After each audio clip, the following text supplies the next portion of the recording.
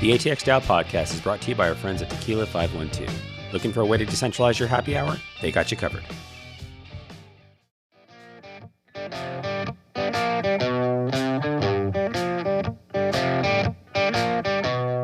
Welcome to the ATX DAO Podcast, the hub for exploring the forefront of blockchain technology in Austin's Web3 community.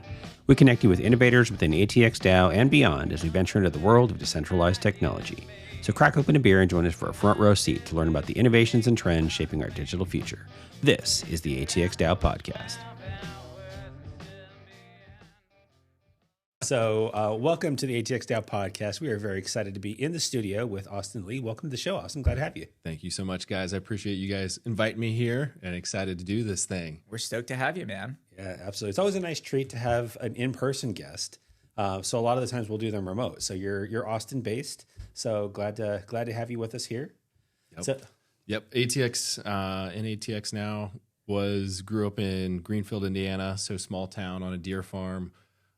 Ended up in New York City for about 5 years, and then did the whole nomad thing, going from South America to Europe to Asia, and then decided to land back in Austin, Texas. That's awesome. That is nice. I definitely need to hear about the digital nomad thing. I've very much wanted to do it. I was just at the Avalanche conference recently talking to some people that do that, and they were trying to convince me I need to go move to Portugal because that's where all the cool people are moving. Great tax benefits, all this stuff that you can gain citizenship and stuff. But tell me about digital nomad. I have to hear about that. Yeah. I mean, it's a lot of work. So you kind of have to know where you're going to be going all the time. What's the next stop you're going to be going to?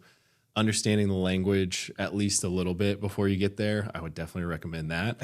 And then just scoping out the area to have, if you work out, making sure that there's a gym there. Airbnb is going to be solid. You're not getting anything sketchy. And then just making sure that there's Wi-Fi there, because that can always be a little sketchy too, especially the public Wi-Fi. Yeah, no, for sure. Yeah, but it's a lot of fun. I mean, I want to say one of my favorite places was Bali. They have about 3 or 4 crypto events every single week. And it's nice because it's all expats. So it just feels like one big conference all the time because there's new people rolling in and all the old people kind of rolling out. Wow. So it's if you haven't got to go there and spend a month or two, I would definitely recommend Bali as a good place to go, especially if you're going to go to Token 2049. It's a great place to hop over real quick. That sounds like a plan, right? In October, you're going to head over there. Luke's going to be like, guys, I can't shoot the pod in person anymore. I'm going to be settled in Bali now for the next few months. Well, yeah. Or you could go find some people in Bali and shoot with them over there. There you go. Could do that. Yeah, I love it. Very cool. So tell us a little about some of the stuff that you're working on. What are you doing nowadays? Yeah, so I work with Alpha Growth. Alpha Growth, you can kind of think about it as a growth consultancy firm. So we do growth for various protocols in the space, such as Compound, Uniswap, Rocket Pool. We also do growth for different ecosystems. I primarily work with the Uniswap side of the house. So I focus on the Uniswap ecosystem incentive initiative, where we're helping new Uniswap instances get on new chains, and then help incentivize that liquidity so that way there's liquidity on the network when it goes live. So I'm guessing you're talking about Unichain, right? Uniswap itself, the DEX instance. So Uniswap has definitely evolved over the past 6 months with the advent of Unichain. So Unichain being its own L2 on the Superchain network. And essentially it also has V4, and this isn't just applicable to Unichain itself. So V4 is on Polygon, on Mainnet, on Base, on Arbitrum. So with V4, I can talk a little bit more about that too. Essentially with V4, it allows you to have conditional aspects before or after you're going to do an action with a particular liquidity pool. And I know this is going a little bit deep, but essentially if you want to do something before or after, you can call that sort of function. So this opens up a variety of different things that you couldn't do before with a simple DEX. A couple of those being just-in-time liquidity. So for example, if you have tokens on a lending network and you want those tokens to earn, but then there's a large swap that comes in to the DEX, it's going to essentially move that money out of the lending market and into the liquidity pool. So it captures that fee value and then it goes back into the lending market. The other aspect is, I think that one is I'm very bullish on is rehypothecation. So it's the reverse of this. So you're going to put it into the LP pool, but then if it's out of range liquidity, you're going to be able to earn on a lending market or another platform that you're going to point those LP tokens to. So there's a lot of things that have happened. I've seen like NFT games come out that are basically baked into a V4 hook. It was Unimon. They had like a big tournament where you could hatch essentially a unicorn, and then you would battle them out like a whole big war. Mm-hmm. So you had about 5,000 different unicorns, and then one came away as the prize winner and won that whole liquidity pool. So that's pretty cool. Yeah, there's a lot that you can do with Uniswap now with Unichain itself. It's a whole full-fledged L2, and then the Uni V4 hooks. I think there's a lot that's possible, and I think we'll see more and more cool opportunities show up. That's sure as hell sounds exciting. I'm looking forward to checking out this unicorn fighting arena. Yeah, I think they're going to go back for season 2. So, yeah, shout out to Unimon. Be sure to check them out.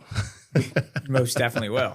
So, okay, so at Alpha Growth, what is the acronym that you have at Alpha Growth? Like Chief Growth Unicorn Killer, like, what exactly is that? And then secondly, like, walk us through, like, what is the mission there? Like, Uniswap is, like, huge, right? Yeah. So growing and growth is very interesting to think about. Like, what do you guys think, like, yo, this is the next hilltop that we're supposed to climb? Yeah, that's a very good question. So for me, I don't even remember my role technically. I think it's like senior business development operations or business development operations lead. Yeah. But essentially with Alpha Growth, I think it really depends on each protocol and ecosystem where they're at in that maturity, right? Like if you're like, let's say an ecosystem in L2, you're just starting out, you need to make sure you have all the infrastructure in place.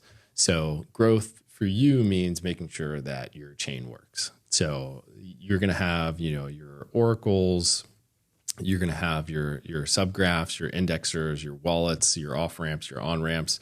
And so that way capital can come into the network and flow out of the network quite seamlessly. Otherwise, you're going to pay for it in terms of your incentive distribution, or your APRs are just going to be higher because there's more risk to go onto that network or that protocol. The thing that I guess the next step I would say is making sure that you have the right DeFi primitives. So this is where the DeFi protocols come into play. So with those DeFi primitives, you want to make sure you have everything from your money market, your DEXs, you're going to have your perps platforms, your automated liquidity managers. Then you'll just have your niche use cases to each of those individual networks. So when it comes to this, each network or each protocol in terms of how they're going to be composable with other protocols within the network is going to be case by case. But I think that's also a growth tactic in itself. We saw that quite a bit, in 2021, 2020, when partnerships were all the rave, where it's like, how many partnerships can you get? How many partnerships can you make? Yeah. What can you do with somebody else? It feels like NASCAR, right? You're just collecting them and just sticking them up there on the point. You're like, why the fuck have you partnered with this thing? I don't know. We just need another sticker. Yep, exactly. We need another Twitter post. We need another logo by logo. Yeah. And I think that doesn't work as well as it used to. I mean, that was definitely a growth tactic back then. Sure, yeah. But now it's like, okay, what are you really doing? Yeah. I think the thing that I'm most excited about is what, structured products or vaults. I think users or liquidity providers have so many options that it's hard for them to go through every single blockchain network. There's over 200 of them, and go through every single protocol, which, multiply that by the 50 or 60 protocols they have on each chain to find those opportunities. Instead, I think structured products, whether it's like a delta neutral strategy, whether it's a leverage loop, or whatever structured product that you want to bring on top, effectively showcases that APR and makes the investors' lives easy. We're not in hot DeFi summer anymore, where we're all going to the next hot new yield farm where we're jumping in and then jumping out, going to the next one. Now we're in a place where it's like we want things to be a little bit easier and a little bit easier to find. So being able to kind of package everything that we've gotten from the ground up, where whether it's an ecosystem or it's a protocol, and then being able to present that to users so they can find the opportunities that fit their risk profile and find those interesting opportunities that they want to put their money towards. That's pretty cool. Yeah, I mean, like in a way, it's like Merc cap behind a curtain, right? Yeah. Structured into a vault, right? So it's like, and you've obviously made it so with like the advent of like V4 and all these kinds of hook style mechanisms to effectively deploy the capital much more quickly. So it's like not a UI nightmare for you to go to like 70 different fucking things. Oh, right? Yeah, exactly. And I mean, I think the other thing is too, as DeFi protocols and DeFi primitives, we also have to compete against the Robinhoods of the world, who already have great distribution channels. They already have a great UX. And for them to start their own layer 2, now you have to, you're kind of swimming upstream in terms of that growth aspect. And how do you tap into that new user base that doesn't want to learn how to download MetaMask and get everything set up? Instead, how can you make it a little bit more frictionless? Dude, just log in through Robinhood. Yeah. Just log into Robinhood, right? Like give me your social security. That's all I need, and then we got a guy on the side of the alley who'll let you log in and you can trade on our thing, But I'm just saying hilariously, but I wouldn't be surprised if there's an SDK for logging in through Robinhood, Yeah, I'm sure there will be. I'm sure they're going to come out with some interesting stuff, especially on their blockchain network. So we'll definitely see. But I think aside from that, I think growth really comes down to, it's not just about TVL. I think that's been a vanity metric for a lot of different protocols and a lot of different projects. It's about how you can create that volatility and velocity in the network or in the protocol itself, because what's in motion stays in motion, especially in finance. So how can you essentially create that volatility? And a lot of times you have to put money towards these opportunities first, whether it's through incentives, whether it's through liquidity deals that you're doing with different LPs and investors. But at the end of the day, you want to just get that party started so you can get people over there. And then in turn, that creates that volatility that other people can take advantage of, whether it's the protocol itself, if they have their own funds to deploy, or it's other liquidity providers or market makers that want to take advantage of that arbitrage. Yeah, I mean, like it's very much like we're entered the era of like DeFi activation, right? Like this DeFi activation like metric or mechanism, if it's not being applied to blue chip kind of protocols or chains, you're really falling by the wayside, right? That's what Pump really proved in this last pseudo cycle that we've been in, right? Like they are just putting activation around launchpads. The only thing is they just built the infrastructure for the launchpad themselves, right? If not, it was a varied bonding curve and like proposition mechanic that they're taking for launching tokens, right? Which theoretically could have been done anywhere. So I really think that this era for growth is going to be very interesting. Like your role, like for seeing how do we grow a protocol and a chain, and then also create inroads for new users from these Web2 mechanics is like, it's just like there's no playbook for this. Yeah, because otherwise we're just passing users back and forth between protocol or ecosystem. And at the end of the day, we're not growing at all. So that's where, your Web2 companies do have an advantage. And I think that's why branding matters so much within the space. How can you not only brand yourself to like the crypto community, because you want to have that community and people to support you, but how can you also brand yourself past the Web3 or crypto bubble to get more folks in? Well, that's a good question. What are your thoughts on that? I mean, to be honest, I feel like not a lot of people have cracked that code. I feel like there's going to be a whole playbook on that. And to be honest, I think that is going to take some aspect of integrating those apps into Web 2 and into those distribution channels. I know, for example, like OKX is integrated into Twitter. Yeah. If you want to find tokens that you want to swap, you can use OKX through Twitter, and that makes it so much easier to find. Where if you don't have those capabilities into these platforms that have so many users, you're just missing out on a whole new user base. So do you think that it's the future of crypto, and like, let's just say the swap experience like OKX is like that of like a hand in glove experience with that of the social networks that already exist, because they've aggregated so much users over there, whether it's like, you know, like you'll be on Reddit, you know, you can trade Uniswap tokens and stuff from Unichain with on Reddit itself in a forum. Yeah. Maybe Reddit's like a bridge too far away, but like, you know, theoretically. I guess you can go deep or you can go wide. And in terms of going wide, you could be on every single site and have some sort of SDK or some sort of integration for those swap functionality. But at the end of the day, you want to be at the place like Robinhood itself, where you're deeply embedded into their app. And if you're the Uniswaps of the world or your Compounds or the Morphos of the world, you want to be integrated into their user base. So, for example, I want to say it was Coinbase and Morpho integration. Morpho, I want to say it was like 5x their user base or their growth just from the Coinbase integration. So, being able to utilize these different rails is, I think, important. And then also that branding again, so people know about you and know how to use you, and you can leverage the Coinbase brand or the Robinhood brand. I would definitely have to think about how it goes further than that, right? Like, because at some point you'll be getting into brokerages, but then there's the whole regulatory hurdle that has to be jumped through, and whether that's going to be you're going to have your own ETF for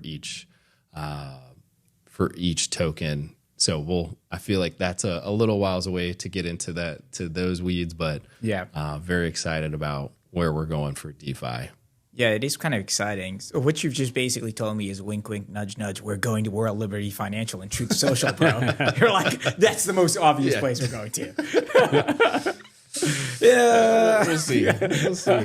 We'll let Hayden chime in on that. Yeah, right. Yeah. I don't want to be the one that says anything there.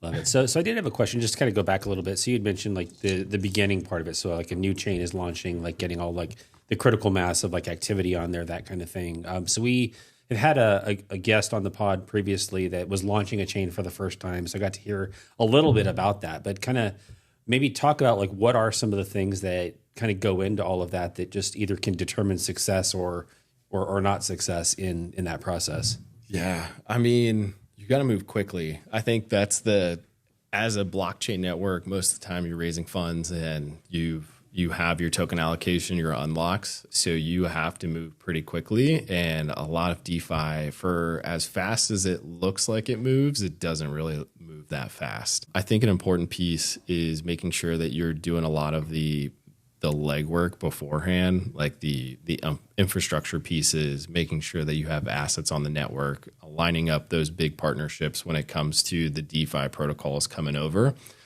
because that's a lot of dev work and that does take a lot of time. Yep. So being able to do that early is going to make your life so much easier to then start doing the things like the pre-mining or the early deposit vaults like we've seen Barachain and other chains do to get some hype around that. And then once you've really flipped that switch and turned on, you want stuff or things to do on your network almost immediately. Otherwise, people are going to take their cash and go put it somewhere else. Yep. So, when it comes down to it, I think it's just having all of those pieces in place as early as possible, and then really being the kind of the instructor and making sure that all of those pieces play well together and have those opportunities for yield generating opportunities for those users. Yeah, that makes a lot of sense. Yeah, there was, so I won't name the chain, but there was one that I very eagerly have been anticipating, and it's launched, but there's not a lot to do there yet.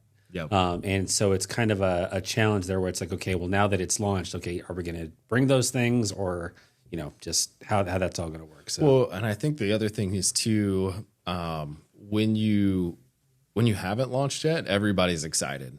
Like they don't know what the possibility is, but as soon as you launch and you have no traction, then it's like, okay, we're not going to prioritize your network. Yeah. Otherwise, you're going to have to pay a lot of money for us to come over. Yeah. And then you're just shelling out more cash just to try to get something started.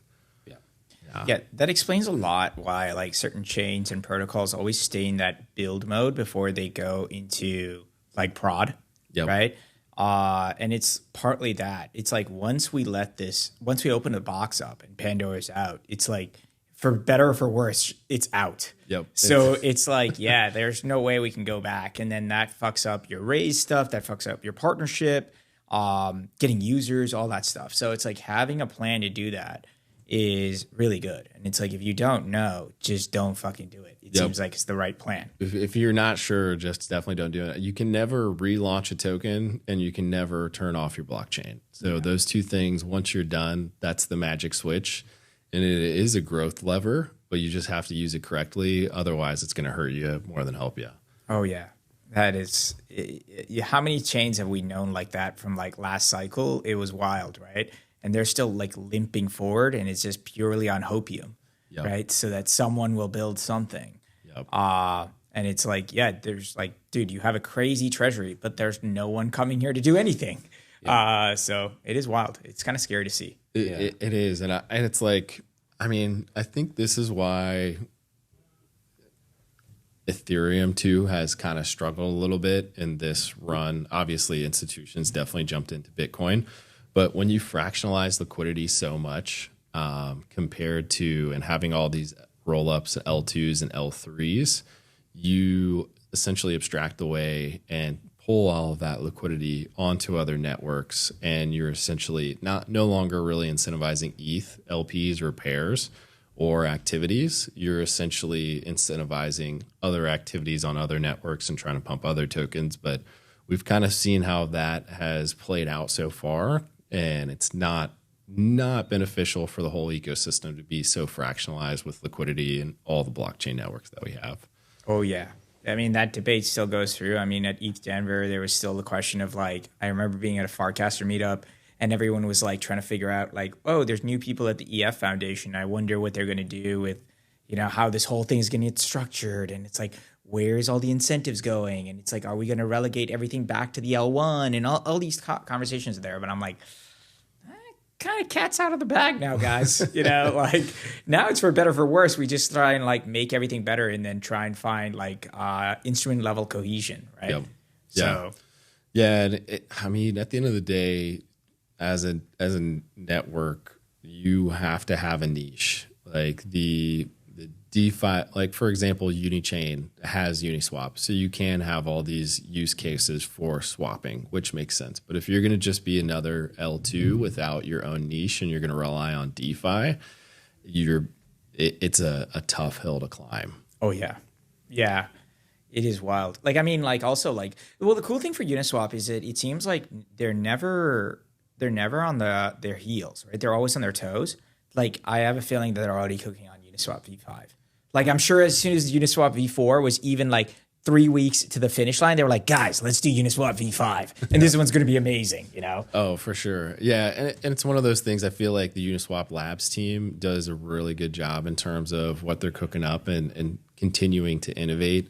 I know they have the Uniswap validator nodes essentially going live at some point by the end of the year.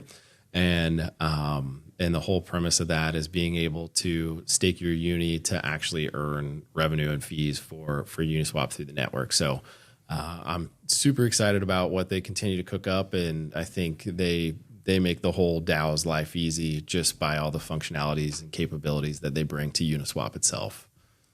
Gotta also ask, like, what do you think is next on the horizon for alpha growth?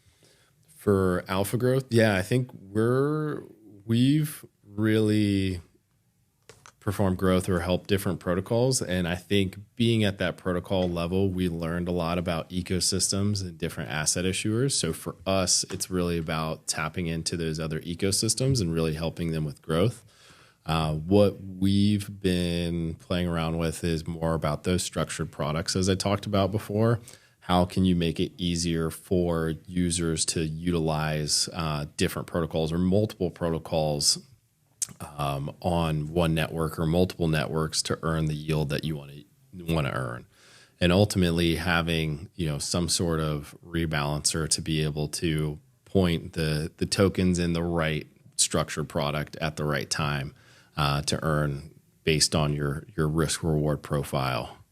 So you think that you guys might go into a level of protocolization or instrumentation yourself? Is that in the near future? We do have kind of a labs, Alpha Growth Labs, essentially is what you call it. There's no real entity for that, but we do run protocol growth and actual protocols. So, for example, King Protocol, I'm saying protocol a lot, is essentially a restaking vault. And it allows you to, for all the AVSs out there, you can be a part of this AVS vault where you're putting the AVS token into the vault, and it's essentially an accumulation of all those tokens.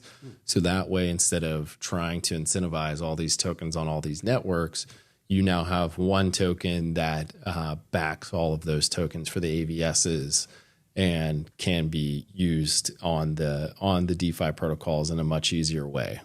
Cool. That's pretty interesting. I gotta go check that out. Yeah. So, I mean, we're definitely cooking up quite a bit at Alpha Growth. And I think what we might be interested in too, and be on the lookout for this, is launching like a CDP, Liquidity V2 CDP. So we're excited to crank that out as well. Yeah, I had a look at some of the liquidity stuff myself, like the V1 stuff, the V2 stuff. And it's really interesting. Liquidity has this like model where they're like, dude, you can use our thing. You just have to drive some revenue back to the Liquidity protocol itself. So you can take their framework and protocol, and then you can basically sign like a license to use it. And as long as you sign a license to use it on a particular chain or in a particular way, and then drive value or allocate a certain value of it or portion of the revenues or whatever going back to the actual DAO itself, which is quite clever. It's a very interesting model. It's like I forget what it is. Like it's like protocolization as a revenue stream itself. Yeah, which makes a lot of sense because you see a lot of the business service licenses for, like, let's say Uniswap, for example, where it's, okay, we don't want any friendly forks. We just want to be the only protocol that has these capabilities. And I think we've seen that a lot from other protocols, and it's refreshing to flip that on its head a little bit and allow for friendly forks to go to new blockchain networks and be able to push revenue back to the protocol itself, rather than once that business service license is up. Now you've seen, like for Uniswap V3, you see hundreds of forks. Yeah. And that's not beneficial to the protocol whatsoever. And also you see some of these Uni V3 forks really explode. And the DAO or labs team is completely missing out on that revenue. Yeah. I mean, it's a smart strategic and business point of view. And also it aggregates that UX experience into a seamless UX style experience, right? Like in some ways, it's like Starbucks have figured that out, where it's like we have the exact same shitty experience everywhere. Not to say that the protocols have the same experience. This is a great time for us to also shout out to our sponsor, Starbucks. Right. But like, I think like there is a certain business sense and strategy to that, right? Where it's like, if you have the same kind of protocolization mechanisms that are there, effectively, you don't need to build this primitive. Yep. And then you can speed run to the next higher order thing, which is very smart. Very, very smart. Oh, it is. I mean, and that allows you to grow, because you can grow vertically or horizontally is the way I look at it from a protocol. You can either go deep and continue to innovate on your own tech, or you can go to these other ecosystems and other partnerships. And if you can just say like, hey, we're going to allow everybody else to do our job in terms of going wide, and we're going to have money coming back to us, that just allows you to grow and focus on the thing that's going to make you better. So you just can continue to go deep. And then there's going to be a liquidity V3 that now somebody else is going to start friendly forking, and you're going to make that money back too. Yeah. Very cool. So I am interested in just kind of a little bit more detail on how folks can engage with Alpha Growth in general. So I know you're working mostly with Uniswap, but you have other peers and other folks that work with other protocols and things like that as well. If somebody's launching a chain, are they able to work with y'all, or how does that work? Yeah. So I think typically how we work with somebody is through like an initial discovery call to see if we can help and kind of where they're at within their life cycle, because not everybody needs everything. So for us, we want to make sure that, we can help, because if we can't, there's no point in really working together, because at the end of the day, if we're not adding value, we really shouldn't be getting paid. So for us, after that initial discovery call, we kind of pinpoint the needs of that ecosystem to understand and really diagnose where we can add value. And then from that point, we have a DeFi operations team that's going to come in, and then they're going to really focus on the aspects that we talked about, whether this is like the infrastructure audit, whether this is the sourcing DeFi protocols, whether this is structured products, whether this is liquidity deals or incentive distribution, or it could be like treasury management. So there's a wide array of opportunities on how we can work together. And so for us, it's a little bit of a slow roll to make sure we're going in the right direction as an ecosystem partner. Awesome. Yeah, that makes sense. So if I'm launching LukeNet and I maybe I got a little bit too excited, I got out of testnet too fast, and my chain's not got a lot of activity, are y'all able to help in those kind of scenarios, or is it more like let's prepare for the launch together, that kind of thing? We can do it all. So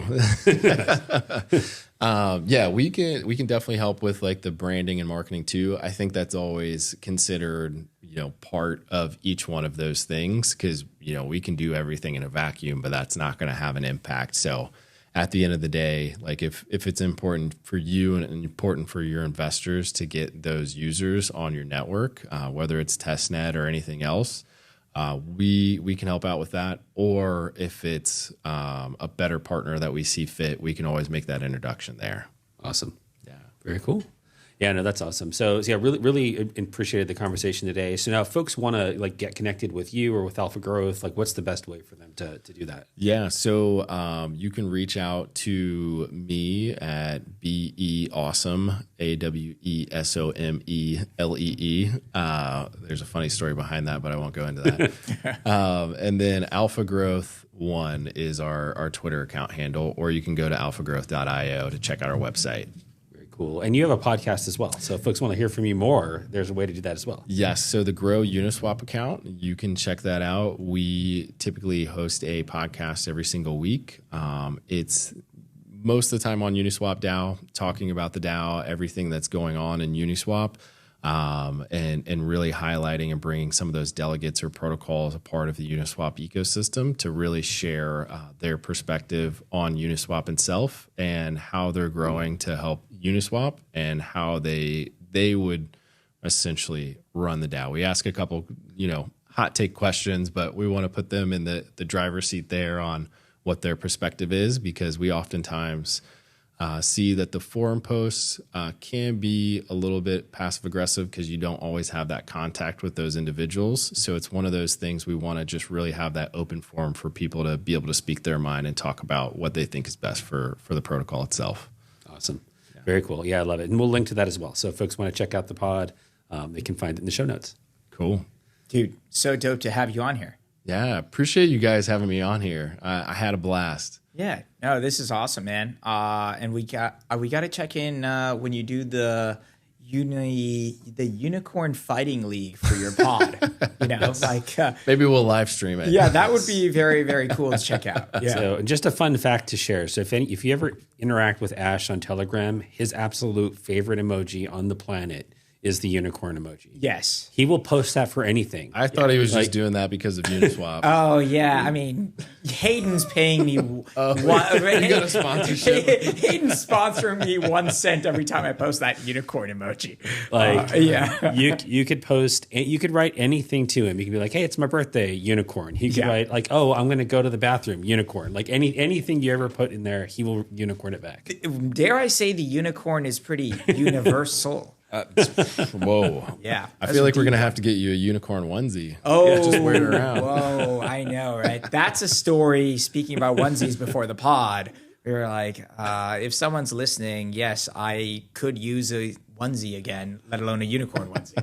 Dude, we need to get you one of those unicorn heads, like those horse heads that they have. Once we start doing the video component, that's what I'm going to do, and I will literally say sponsored by Uniswap. That might be the only sponsorship from a crypto company we'll take. There's just the unicorn thing, and I'll just wear that for every single episode. If you could actually have the unicorn head, and then if you got the unicorn onesie, like going back and forth. Oh, dude, that would be hilarious. Actually, I mean, if Uniswap or Hayden and their team is listening, you know what you have to send us to actually get a shout out for it. Ash will wear it every single episode. I will. Guaranteed. Yeah. I believe it. Yeah. Awesome. But dude, this has been so much fun, and thank you for coming on here. I'm going to start listening to the pod as well. I'm very curious to see what it's like, and we're happy that you're in Austin. You're one of us now. I appreciate it. Thanks for letting me in the crew and let me come on here. It's been a blast talking to you guys. For sure. We need to have you back again sometime soon. Yeah, that'd be awesome. Awesome. Thanks again, Austin. Cool. Appreciate it.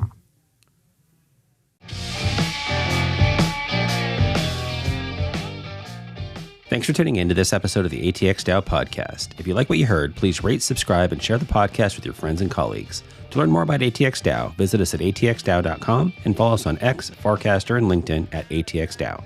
Thanks again for listening, and we'll catch you in the next episode.